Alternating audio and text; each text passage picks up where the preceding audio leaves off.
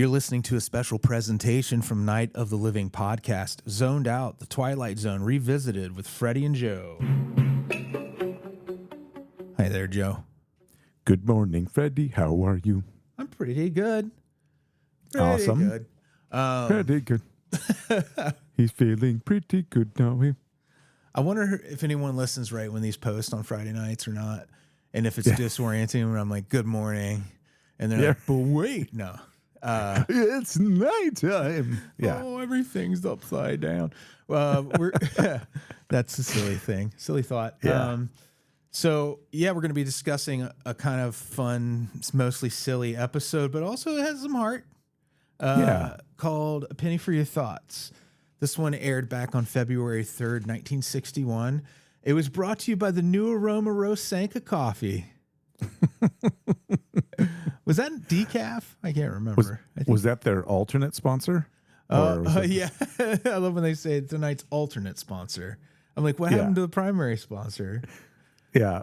My the versions that I watch are, it's a, and now a message from after, how do they say it?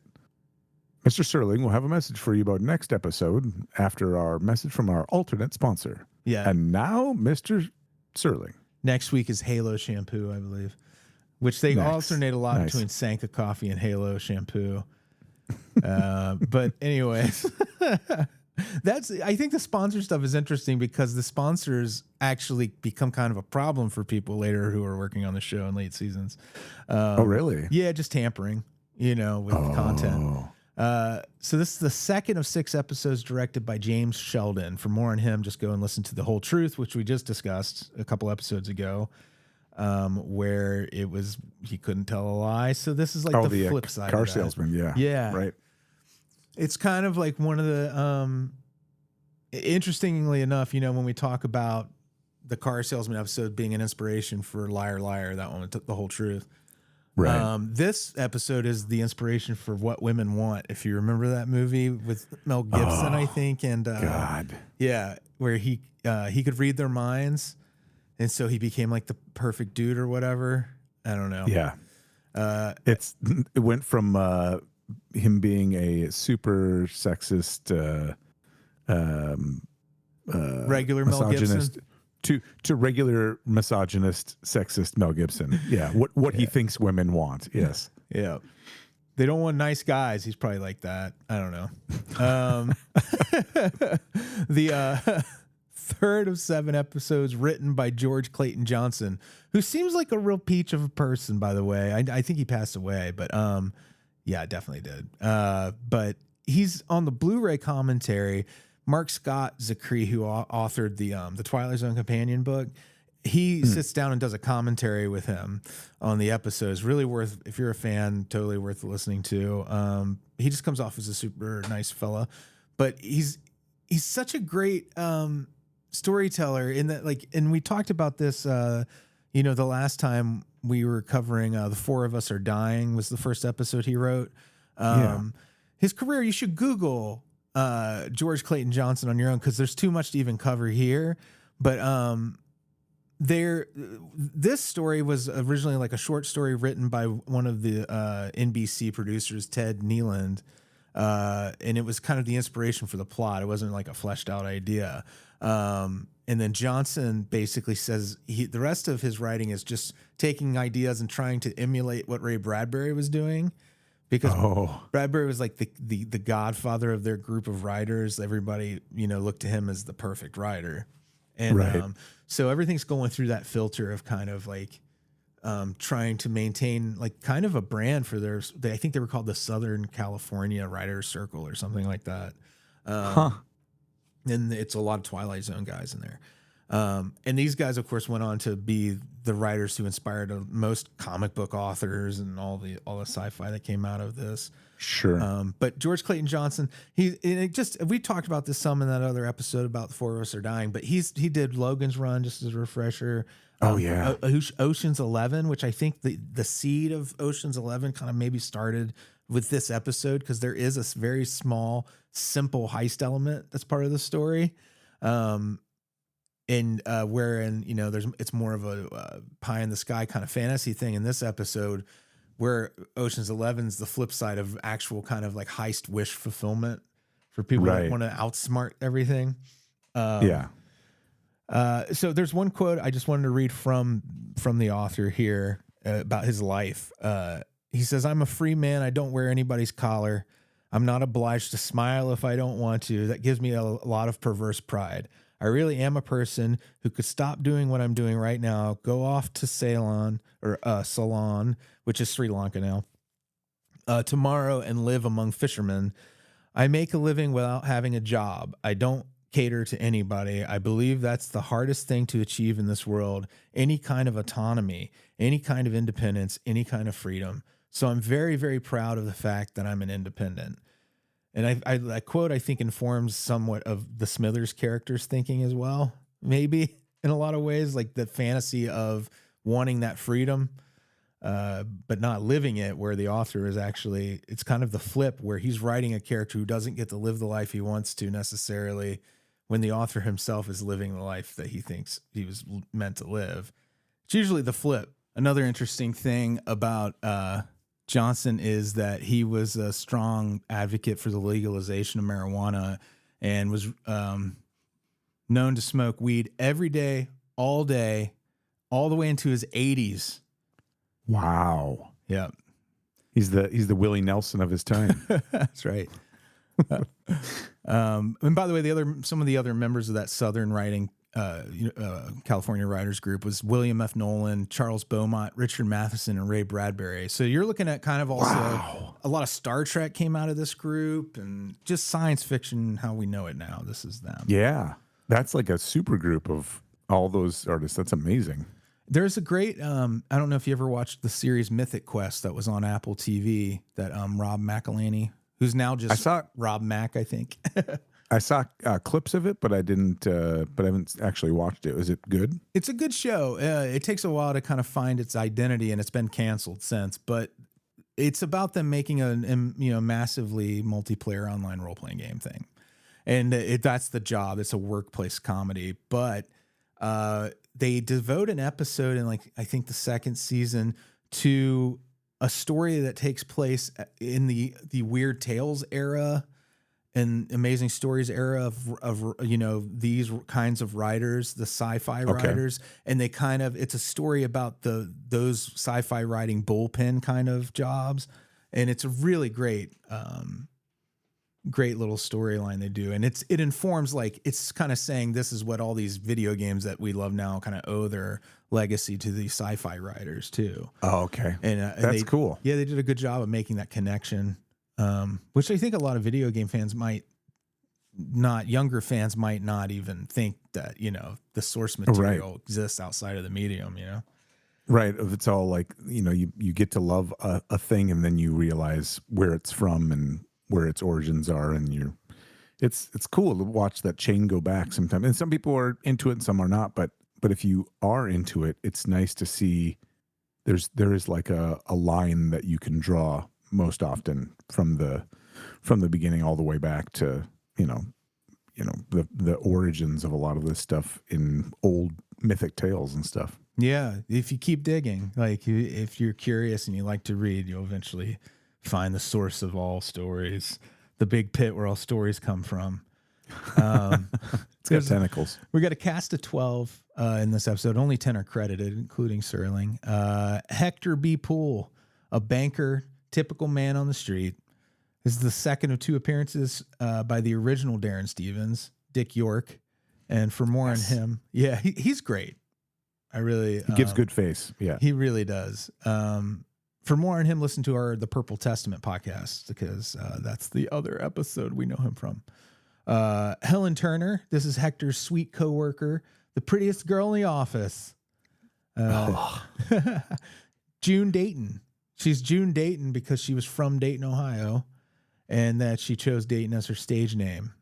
She's Mary June Wetzel is her real name. She was in Tora Tora Tora, The Streets of San Francisco, and on Craft Theater. She reminds me of Emily Blunt. There's something about her face. Yeah. Then we have Ian Bagby, who's Hector's boss, Dan Tobin, who I always think of him as a comedic actor. He's known for playing fussy characters or miserly, like Scroogey types, which is kind of perfect for this episode. He was in on stage in the Philadelphia Story is kind of how his career took off, but then he moved to television and was on Perry Mason, Bewitched, and The Ghost and Mrs. Muir, and this, of course. He was from Cincinnati, where I'm from, and he attended my alma mater, University of Cincinnati. He had a strangely groomed mustache in this episode. Did you feel like it was weirdly like trimmed away from his lip and his nose, so it just was kind of existing in this weird island in the middle of his upper lip? I just assume everyone had weird facial hair back then. And they focus on it in this episode. There's a lot of mouth close-ups because they want to drive home that he's reading minds and not reading, hearing speech. Look, their mouth isn't moving. It's amazing. So that was Bagby. LJ Smithers, this is the old man, the longtime bank employee who is in his imagination planning a robbery. To finally make up for all his long years of work. So this is, I can't remember the actor's first name now. His last name is Cyril. He was a London-born actor. Then he came to America, did films and TV here. And then he was a drama coach in Hollywood, and it was in a bunch of roles there, including when they made a film out of the Tennessee Williams, The Night of the Iguana. He was in that.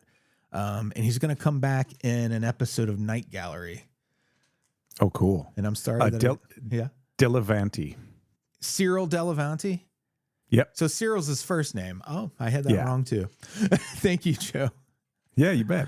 Sometimes I make mistakes in these notes. Sykes is this character who is coming to the bank to get a loan for his quote unquote for his company, but he really is going to bet on the horses. Hayden Rourke. Yeah.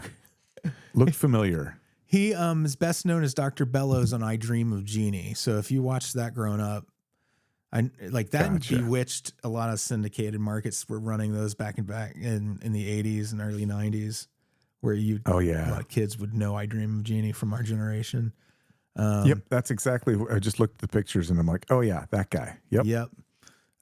His job was to be kind of like nosy on that show, and like also like confounded and confused by whatever Gina was doing that week. Right. So he's a funny guy. Jim, this is the bank's armed security guard. That's James Nolan, who was in Dirty Harry, Airport, and Bandit King of Texas. He plays cops a lot of the time. Yeah. The driver, who another mustache man, the one who almost runs over our hero. Oh yeah. This is the first of two appearances by Frank London. He's going to come back in Steel, which is the one about the robot boxer, I think, if I remember right. Okay. He was an actor and casting director. He's best known for I Spy, The Twilight Zone, and The Carpetbaggers, which I've never heard of or seen, from '64. Newsboy, the one who sells Hector the newspaper for the magical quarter. Anthony Ray. The reason I noted him is whenever somebody has got an interesting piece of trivia, I like to include them, even if they're a small part. But this is crazy. He's the ex-stepson of and later ex-husband of Gloria Graham. They were married 8 years after Graham's divorce from Tony's father, Nicholas Ray. So wait a minute. Yeah. So from 1960 to 1974, he was the stepfather of his own brother, Timothy Ray. This is like a my own video, a video from an adult site made into reality. It's pretty screwy. No judgment, but also super strange. It had to be the most awkward thing in the world. My stepmom is so hot, I want to marry her. And then I did. Oh, wow. I would never be able to wrap my head around that. Not in a million years. That's wild. So And the guy who plays Brand, his name's Patrick Waltz, and the only reason I noted him is because he's from Akron. And a lot of people on Twilight Zone are from either like Cincinnati or Akron or Dayton. And they, I think that's just because they may have had connections to Sterling, maybe, and had a leg up on auditions or something because he lived here. And I don't know if that's the case or if it's just a coincidence. But it is fun to clock all these Midwesterners popping up. What do you guys always call that? The tri-state connection? The tri-state connection. Yep. What is that? What are the other two states? It's Kentucky and Indiana. Kentucky, Indiana, and Ohio. Okay. Because they're doing right 3 in a row. Okay. How many states do you share a border with there? Oh my gosh. North Dakota, South Dakota, Wisconsin, Canada, not a state, but close enough. And Iowa. Damn. Do we get one more in there? Yeah, it's kind of a big state. Do your news do the bullshit tri-state stuff too, just so they can cover a bigger area? No, there's a lot of like silly rivalry between Minnesota and Wisconsin for sports teams, but that's about it. That's your daily educational bit of geography. There you go. Zoned Out. The Midwest. The episode itself, there's some crazy stuff with this coin. The chances of this happening is 1 in 6,000, which I thought was probably even more remote than that. But this coin basically lands on its edge when he's buying his paper is the thing. I just thought that was kind of interesting, the actual odds of that happening, that somebody figured that out. This is one of 2 consecutive Twilight Zone episodes that have a Bewitched regular in it. We just did one last week with Agnes Moorehead, who was her aunt in Bewitched, and then now we have Dick York. Nice. And I think we've covered everything else as far as that. You want to get into the story, my friend? Sweet. Let's do it. Go for it. All right. So we open up on a street in a city with a newspaper seller calling out paper, ba-ba-da-ba-da-ba. And our protagonist, Mr. Dick York, emerges from the subway and stops up to buy paper. And when he tosses his coin in, it lands on its edge, which is okay. So the visual of this is kind of fun. It kind of bounces around a lot and then immediately kind of flips up. So I think how they did it must have been with a magnet and had all the other stuffs, with all the other stuff in there kind of glued down or whatever, but then had a magnet where if it landed right, it would make it sit up straight. They explained it in the commentary, but I still don't understand it. They used a wire to do it somehow. Really? They attached a wire to the coin, and I have to go look. I don't know if they somehow pulled it from the bottom, if it came through the bottom of the tray or what. But I would have to re-listen to that part of it and really watch the scene to truly understand it. But he said they used a wire to do it. Okay, interesting. All right, well, I'm totally wrong. Although, seems like it would make sense. I just don't. I guess you would have to make a quarter that had enough magnetic content too. Right. You'd have to charge it or something. I don't know. Maybe that's not even possible. Science. Mm-hmm. So the paper seller is like, "Whoa, mister, it must be your lucky day. That coin couldn't land like that again in a million years." Well, the odds are actually quite a bit better, but Dick York doesn't know that. So he immediately bumps into somebody, and this guy smiles at his face while insulting him. Yeah. He's like, "Why, you so-and-so?" And it's like, wow, that was incredibly aggressive right off the bat. Yeah. I mean, I get what they're doing is they're the difference between what people put out and what they're really thinking. But it was a lot. Right. It made you feel like, holy shit, do people really, are they that mean? Right? Wow, this is terrible. What's great about it too, okay, so this goes both ways. At times it's exposing some of the really creepy stuff that people do, and other times it's being creepy and sexist itself. And so there's all these moments in here that I'll kind of point out, but he then bumps into or kind of stands next to another woman or a woman who is talking about which relationships should break up and which relationships should, again, those people from those relationships should meet up with these other people. And so she's like going through matchmaking in her head.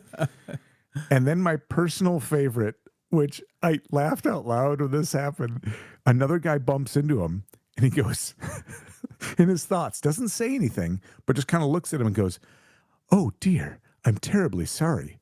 If he hits me, I'll die." Yeah. I love that. If he hits you, you'll die? He'll die. I'm like, It was so dramatic. with embarrassment, or are you made of glass? My vision was like he hits him and he just dies.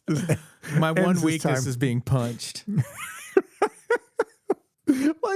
like it's just, I don't know. It just took me so funny because I just imagined him being so I don't know, fragile that one punch would Pretty just great. murder him. Yeah, and moments later he kind of steps into the street and a car comes blaring up and hits him, and the driver gets out and there's a little dialogue back and forth, and he goes, "Easy." The driver comes out and says, "Easy, mister. Are you all right? Just lie still. We'll get a doctor." And Poole's like, a doctor? No. I don't need a doctor. Just help me up." So he gets up, kind of dusts himself off, and he goes, "No broken bones, no scrapes or scratches. I seem to be all right." And the driver's like, "You can't know how sorry I am, sir." And Poole's like, "Well, there's no harm done." And the driver goes, "If you were hurt, I could never forgive myself." and in his thoughts, he goes, "You clumsy idiot. I wish you'd broken your fool neck." It's like, wow. It's really aggressive. Oh, man. And Poole goes, "What did you say?" And the driver says, "Are you certain you're all right, sir?" And Poole's like, I think so. And the driver goes, "Well, thank heaven for that." And then in his thoughts, he goes, "Lame brain, with your asinine jaywalking, you took 10 years off my life." It's just like so aggressive. It made me think too, like how many, I want to find like a tally of how many times people have either been struck by or nearly struck by a car in the Twilight Zone. Yeah. Was that just real common in like the 50s? Like Being a or 60s pedestrian was rather? incredibly just a dangerous thing to do at all. Right. Don't be a The jaywalking. pedestrian.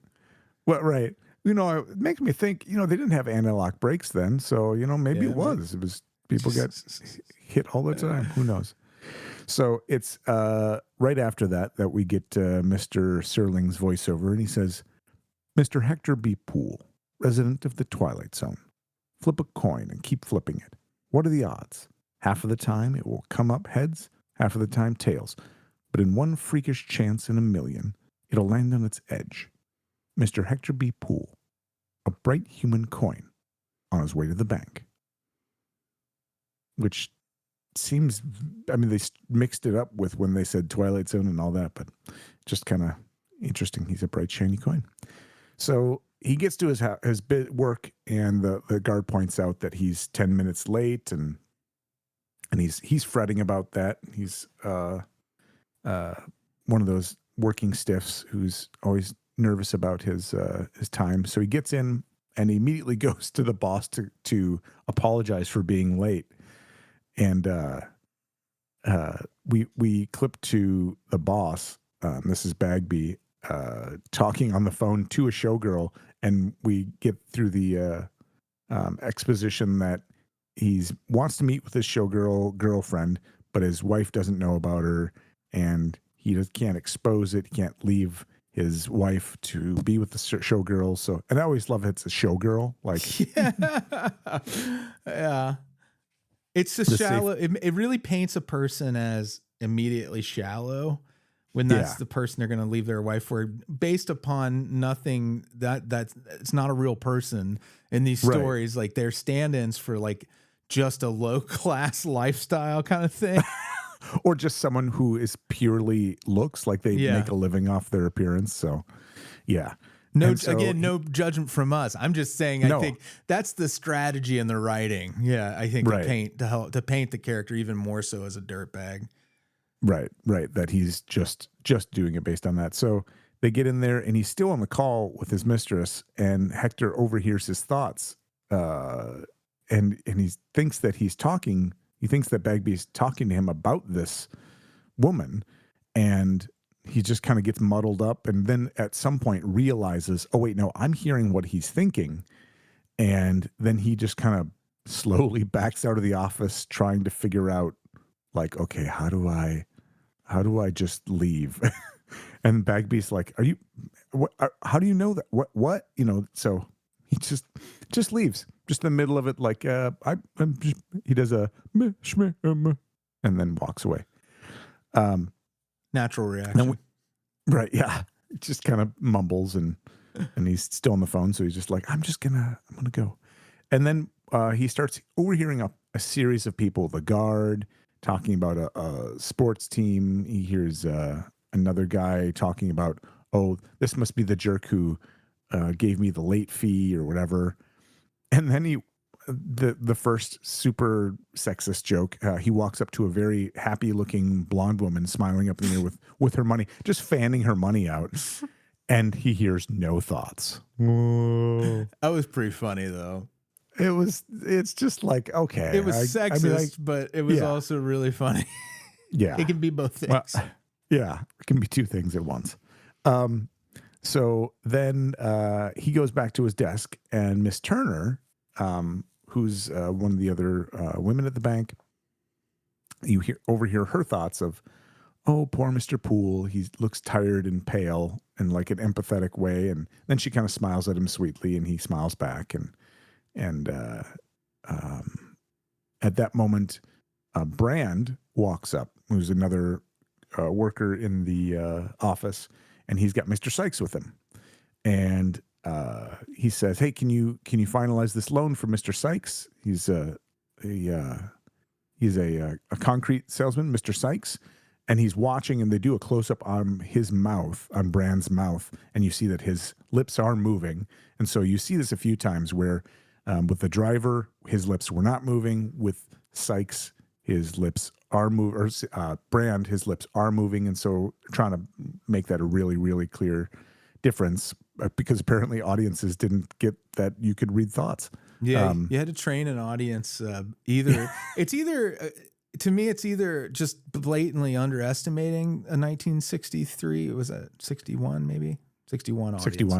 1961 audience, or if it's that a 1961 audience really did need that guidance to put that what that is into your brain and understand it as a culture, right? Zeitgeist, and all that shit. So he's like, oh yeah, of course. So he goes to draw up the paperwork, and as he's talking to Sykes is thinking about how he has lost all this money, so he's going to take the $200,000 loan and gamble it on horses. And Poole is like, you're going to gamble on, and he mentions the horse's name, and immediately Sykes like freaks out and gets upset, and he's like, that you can't just gamble this money away. And Sykes is like, how dare you, blah, blah, blah. And so he says he's going to take his business elsewhere. And then Bagby, the boss with the having an affair, is like, no, I'll fix it. Let me, come in here. And he turns to Poole and he's like, I'll talk to you later. You have an appointment with my little weird mustache at 6. So after that, he hears Miss Turner's voice again, and he kind of wishing he would stand up for himself and kind of lamenting that. And he turns around, he doesn't see her, and he goes and looks in her little cubicle area and doesn't see her there. He sees this is kind of funny. He sees a statue like on a cabinet and walks over to the statue and is like, is this statue talking to me? And then she pops up from around the corner if she was like watering some plants or something. He's like, oh yeah, of course. That was her. And he thanks her for her kind thoughts. And she's like, I didn't say anything. Like, well, that's weird. So they were over by the water cooler when that happens. And again, Brand comes back over, immediately interrupts him as they're having like a little sweet conversation about, thank you for your empathy. And she's like, well, I didn't say anything, but whatever. And but they're kind of flirting a little bit, just gently, like being kind to each other, I suppose would be more appropriate. And Brand walks up and immediately makes it super creepy. And he's like, romancing the help, Mr. Poole? And I was like, whoa. It gets worse. Yes. He goes, who can blame you? Miss Turner is the prettiest girl in the accounts section. And in his thoughts, oh, God, that was creepy enough. And they both kind of look away like, oh God, he's doing his thing. And then you hear his thoughts, which is saying absolutely nothing. I haven't seen such an aggregation of beasts since the last time I went to the circus. It's like, wow. You are really terrible. Shitting on the. It sounds like the dialogue from The Office, like when when David Koechner's character would show up. Did you watch that? David Koechner he used to be like Michael Scott's boss, the character or whatever. He's a huge dick. And this is the sort of stuff he says out loud on that show. But to hear it in 61 on TV, this part, and even what he continues, he goes on to say some pretty gross shit about her too. And this was a big deal when it happened. Like, cause this is the era of separate beds still. Yeah, on TV. Yeah. This is the era of no toilets being flushed on television or seen even maybe yet. So weird. So then Brand goes on to say out loud, not much chance for socializing around a bank, is there? And then in his thoughts, he goes, this one's probably a tiger under the proper conditions. Yeah. All sweet prim types revert to the jungle once more. It's just the creepiest, like, gross. Ugh. And Poole, as he's hearing these thoughts, he's got his little cup full of water and he just pours it on Brand's head, who's sitting at his desk. But there's also, like, I love that when we learn later in the episode that what people think isn't necessarily how they will behave in life. You know what I mean? Yeah. So like, you're kind of like, maybe you are hearing the lizard brain of all these people on some level, or, something that's so deep and like just happening. You can't help it, the subconscious. And some people, you ever have like just a really mean thought for no reason, about something just because your brain wants to worst case scenario something. And then you come back and go, why did I think that? Right. Yeah. Like you in a cafeteria and you're like, I should smack the tray out of that person's hands. And you're like, what do they call it? Intrusive thoughts. Intrusive thoughts. Yep. Yeah. So, so Brand gets all pissed off, stands up and is like, I'll see you later about this. So he's got like several people in the bank, like threatening to deal with him later. And Miss Turner says, good for you. He certainly had it coming. Which was just kind of like the back and forth. Anyway, Poole then goes on. Hector Poole is his full name. Poole goes on to walk by Mr. Smithers, which again I can't think of Smithers without thinking of Mr. Smithers from The Simpsons. Yeah. But this guy looks like a weathered John Hurt, which is saying something because John Hurt's pretty weathered. The way the writer described his face. Because he got to be on set for the episode, the writer of this episode said that it was like there under his skin were just BBs, and like he was so old. He was just talking about how weathered that man's face was. And the way he described it was really interesting. It's like as if all his skull were covered in BBs and then the skin was loosely hanging over it. That's wild. Yeah, and he wasn't being like crass or critical of his appearance. He was just saying like that he loved that this guy had this kind of lizard-like quality to him. And when you see his face, I mean, it's very distinctive face, and his eyes like sparkle underneath it. It's cool. I don't know. Awesome. I kind of dig it. Yeah. I want to have old face like that someday. So, with all the BBs and all the BBs lizard things. All the BBs. All the BBs. So he's and he overhears him thinking about he's counting, and then he's going over this idea of 20 years at the same desk, and how it's kind of getting monotonous, and he thinks maybe I'll steal some money. What I'll do is I'll go exactly at this time, and I'll go into the bank vault, and I'll take this money, and they'll never know. And then I'll go off to Bermuda. And so he's walking through this whole scenario, and Poole is like, oh my gosh, he's going to steal from the bank. I can hear his thoughts. I gotta stop this. And so we go to commercial break. And when we come back, he goes over to Helen, or to Turner, Miss Turner again. And she's thinking affectionate thoughts about him. Like, can I talk to you? And she goes, I wish we could find somewhere more private to talk. Wow. And I think he was like, oh yeah, we should find somewhere private to talk. And she was thinking we should find somewhere more private to talk. They have good chemistry. And they do. It's very cute. But then they have a conversation, and he's like, I can hear people's thoughts, and she doesn't believe him. But then he, urges him to tell, Bagby about Smithers anyways. And so he does. He goes over there and he starts describing the plot of what will happen.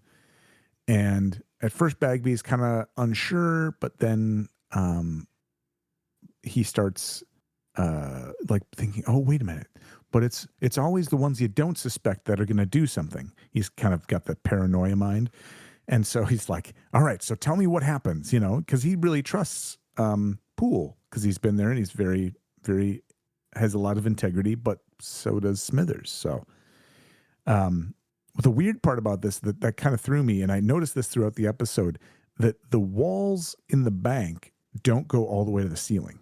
Yeah. So like the offices like cut off at a certain point, which is interesting because all that sound for a private conversation in a bank is going to bounce around everywhere. Yeah. So I don't know. It threw me. It's not inaccurate. Okay. I used to be a banker, and I like some of them had the weirdest setups. And now the trend now is to take those walls completely down and create these environments where the tellers and the bankers are all floating out in the floor space with all the customers and little islands. Which is wild when you think about how much like private data they're exchanging, but and cash. Like for me as someone, I was in a couple of robberies, and like my first thought when they started bringing that stuff out was, this is just like, to me, it seems like a temptation for someone who wants to rob a bank, or maybe they'll be overwhelmed by how strange the floor plan is and not know how to rob it. I think that as I've been, just chewing on that since this episode, I was thinking about the philosophy of that. And I wonder if the philosophy behind the security model is, okay, we know we've got lots of money here. We know we have lots of information.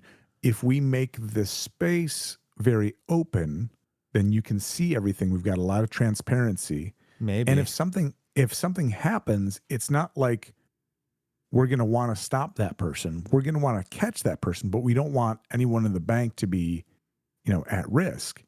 And so I wonder if the idea is just like, yep, okay, here's the money. We're going to catch you. Yeah. But we're going to make sure we know exactly what you look like.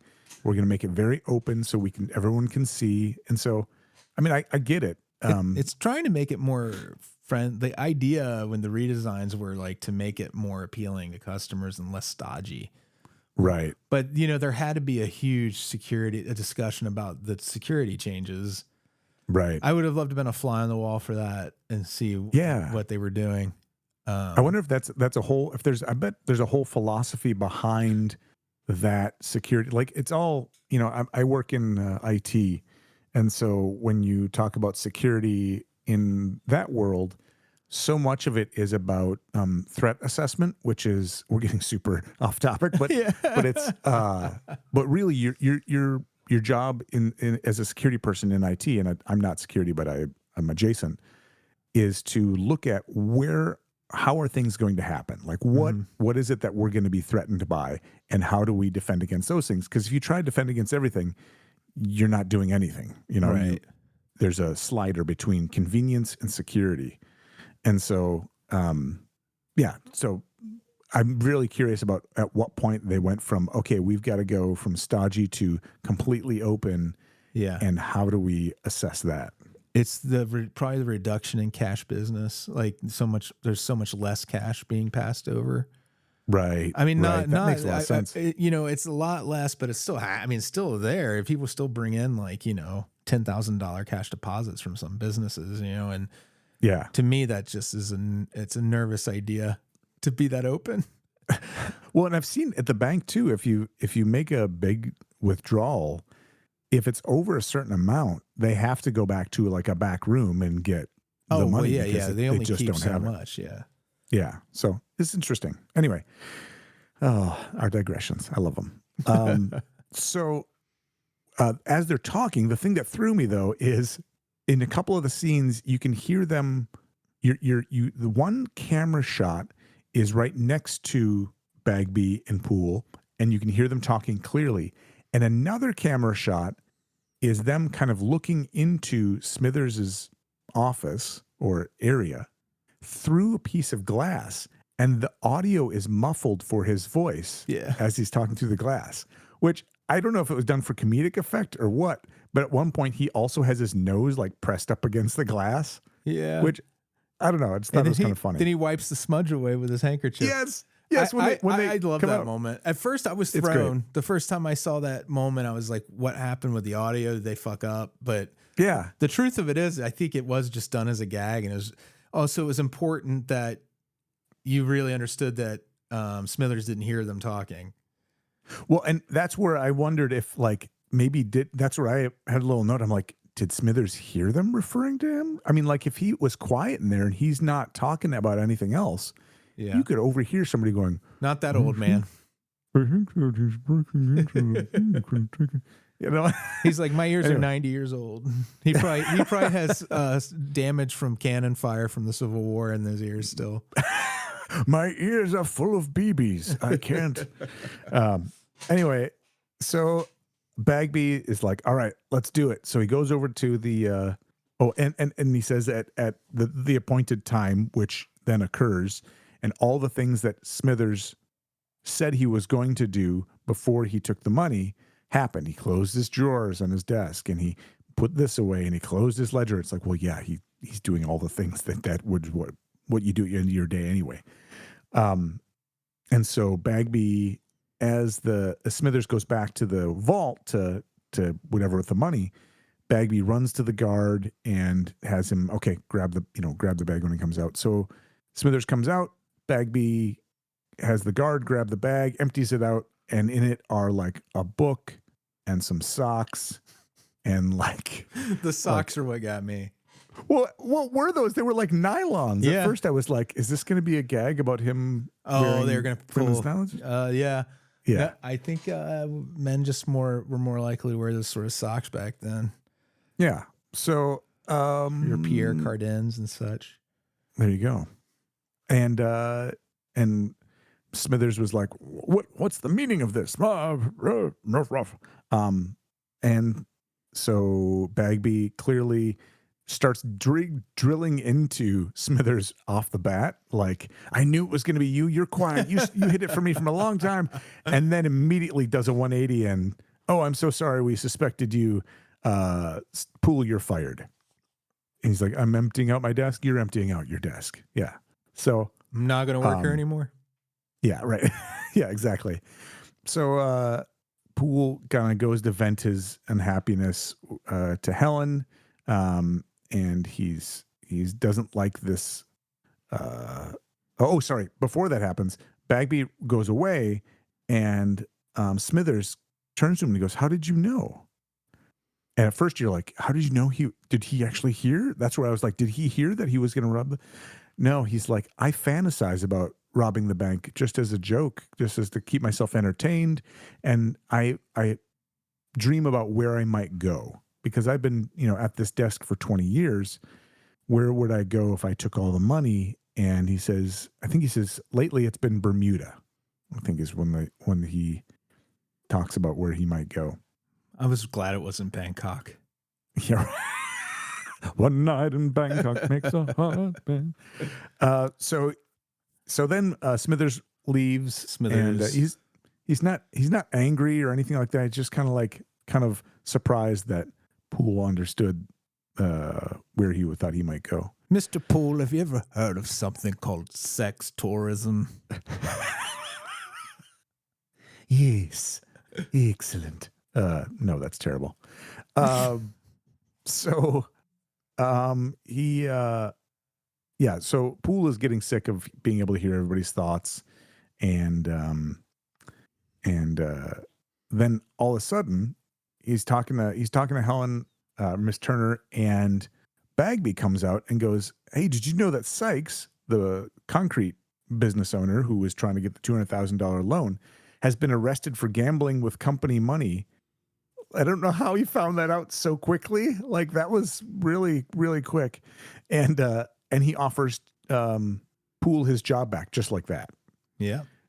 And you see Poole kind of like trying to figure out what to do, and you hear Helen's thoughts that says, "If you really can hear my thoughts, you know that you should be leading up the accounts department, and you should use this to your advantage."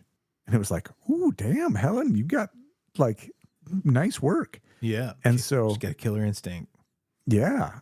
Well, and of course, that's like, I know she was referred to as the help earlier, but anybody who works in an office, you know, the people who run that office are the admin assistants. Like, Yeah. seriously, those are the people who know everything about everything and keep everything going. So I'm assuming that's the role she may have had. And, you know, she knows everything. So immediately Poole's like, I think I want to run the accounts department. And Bagby's like, "What? That's ridiculous." And he's like, "Well, your mistress and your wife might not think it's so ridiculous. And, if I told them about the situation," he's like, "How did you, okay. And then he comes back and he's like, "Oh, and I want this office." And he's like, "What?" He's like, okay. And then he goes, "Oh, and one more thing. I want you to buy a round trip ticket to Bermuda in the name of Smithers." And he's like, "This is insane." And he's like, "Well, don't forget your wife and your mistress." He's just totally blackmailing him. And he's like, "Fine, Bermuda, round trip." I want a wonder wheel. And I want a pony. And I want to. So after that, he goes over to Helen and he's like, "I guess that's it. Like, I got the job and I got my stuff." And then he's like, "Do you want to go, Miss Turner?" And she goes, "I wish he'd call me Helen." And he goes, "Do you want to go, Helen?" And it was, he said my name. Yeah. And so they leave together. And as he's leaving, they go by the newsstand where his coin is still standing. And he buys an afternoon paper, which we can get into the whole philosophy of newspapers. And as he does, he tosses a coin in and it knocks over the straight up and down coin on the edge. And the kid's like, "Oh man, why did you do that?" He's like, that's been there all morning. It was great." And he goes, "Oh wait, but you're the guy who dropped it in there in the first place." And Poole is like listening for his next thought and doesn't hear anything.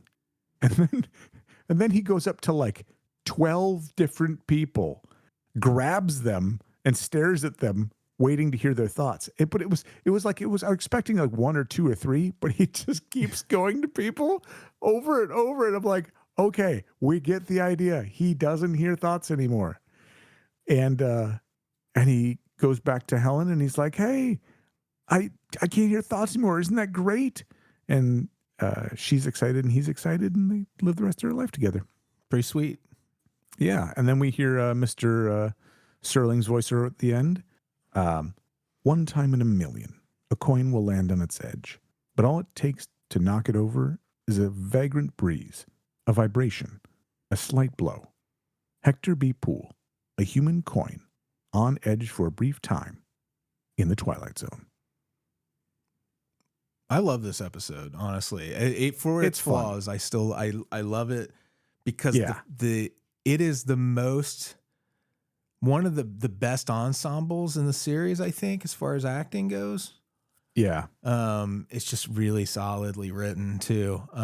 Except for like you're saying, there's obviously some things in there that maybe were just of the time storytelling. Yeah. I think it was fun and fleshed out and of its time. Like it probably killed, and I think that it was a good exploration of the idea in it. What I like when what they do is they kind of flesh out the idea as realistic as possible, right? So you're not doing the, immediately since I can read thoughts, I'm gonna da da da da da. You know, it's like this weird thing is happening. I'm totally disoriented, but I'm still trying to live my life. And I love that about the Twilight Zone is it makes it very pragmatic and not so over the top sometimes. Right. Depends on what you get, what week. Because they like to explore every element. Like they'll take a story like this where you have this guy who really isn't going to use this to his advantage necessarily because he has some sort of moral core. He doesn't immediately jump to like gambling and all these other things. Is real sweet, but then you'll see something like Most Unusual Camera. Was that the title? Where immediately they think of how to exploit it almost right after, you know, a very brief mention of doing something good for the world and then moving into just plotting and scheming. So like they cover the gamut over these 5 seasons. You're going to see every theme, I think, approached from every imaginable direction, you know? Yeah, yeah. Can we just talk about for 30 seconds, the newspaper? Yeah. He buys a morning newspaper and then he buys an afternoon newspaper and he probably would have bought an evening newspaper. Yeah. That's a lot of newspaper. I'm old enough and you are. I don't know if this is a regional thing. Yeah. But we had an evening post and a morning post, Cincinnati. I think the Enquirer, which is our bigger newspaper, I think was only a daily, but it might have used to been split too. But it was so weird. Yeah. Like I mean, I got it as a kid, like, okay, you want a lot of it's like people who follow the stock market or whatever. Like, I don't know the audience for like the evening post were maybe people that didn't watch a lot of television. I don't know. It's kind of like it's Twitter. It's refreshing your feed. Basically. It's the old version of that. Well, and as I was chewing on this, I was like, why would somebody want the paper in them? And then I thought about it. Okay, obviously they didn't have the internet, right? But they also only had maybe a handful of network television shows, which were very broad to audience for entertainment, whatever. They could have the evening news, all that, right? But if you're not somebody who's looking just for the news, which you could watch TV for, if you want the sports events, well, you could do that on TV maybe, but maybe there's sports events covered in the paper that aren't covered. Well, also, you might not be available to watch the news broadcast when it's on, and instead you get something in print. You couldn't record it, right? You need documentation. Or it's anything, like a whole bunch of stuff that we would now say, oh, the cricket scores for this game, whatever. You might have had to buy a paper of that because there's no specialized media addressing your niche interest. Yeah, there's also columns too. Like you would have a column, a writer might do an advice column, but it's only in the evening edition. And then people get addicted to that column and they're just buying the evening edition because it's not in the morning edition, that column. Right. So like it was a weird time. I feel like I don't think there were any comics, like comic strips in the evening version of the Post. I think that was mainly like a weekend and morning thing. They'd have like a comic, but it is a weird era. It'd be worth looking up online and kind of seeing examples of our old newspapers. Yeah. I just like the idea that it was the source of whatever niche information you wanted. Did you want to see the obituaries? Okay, well then maybe you want to see the morning and the evening. Do you want to see like you said, the scores, the stock market? It's not like, unless you had a stock ticker, which meant you were really rich, you weren't going to know about any of that stuff. I mean, so it's just kind of cool to have that thought exercise to go, oh yeah, it was like a huge source of all kinds of information that even if you wanted just this piece or just that piece, you could get it by getting the paper. I think a younger person, like if you imagine in the current lens, imagine if one person had access to social media and that's where all the news was coming in. That's like what the old Newswire was, where they would all over the country. It was basically like a telegraph system, I think. Some sort of fancier version of that, where they'd have all the stories come into the different subscribers around the country. Then they would turn it into the paper. Yeah. It's mind blowing. Like the difference, the speed with which information is shared now versus then is I still can't get my head against one of those things, much like marrying your stepmother, that I'll never wrap my head around. You brought it back. How it's like that. Maybe is it better now? I don't know.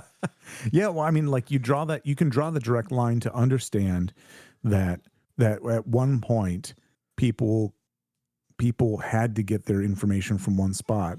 And can you imagine, like, just do the flip-flop, take a person from now who's trying to get information, send them back then, and it's like, how do I get this information? It would be so exasperating. And take a person from then to now, which you do have examples of, and they go, why are you so damn impatient? Why do you have to have it right now? Well, because you can. You know? Yeah, and because it's like fast food where it's been flavored to the point of addictive content. Like their whole goal is, and you hear this from paranoid conspiracy theorists, but you hear it from people who are rational that it is designed to make you addicted to the product and you have to have it. I check my phone every morning and then again in the afternoon. I treat it like the old paper. It's probably why I'm in that rhythm, because I grew up with those papers. And like, you're like, oh, well, you check it and then you leave it the fuck alone. Like a paper, you could read the whole damn thing and you're to the end of it. Yeah. And you're done. Then the rest of the world's left to your imagination. And every little dopamine hit you get, and again, it's like, it's not even, doesn't have to be a conspiracy thing. It's just like you're giving people what they want, and you can give them so much of what they want that it's a no-brainer. Of course you want to spend all your time on it. Anyway, I think we've exceeded an hour on this one, maybe. Oh my goodness. Whoops. I did not expect that. Sorry, everyone. We'll be back with 22 next time, which is a spooky, scary one. Oh yeah. I'm excited about that. Yeah. I have not seen it yet. So. Oh yeah. Anything else you want to say about this one? I don't think so. All right. Check it out. Penny for your thoughts. Don't marry your stepmom.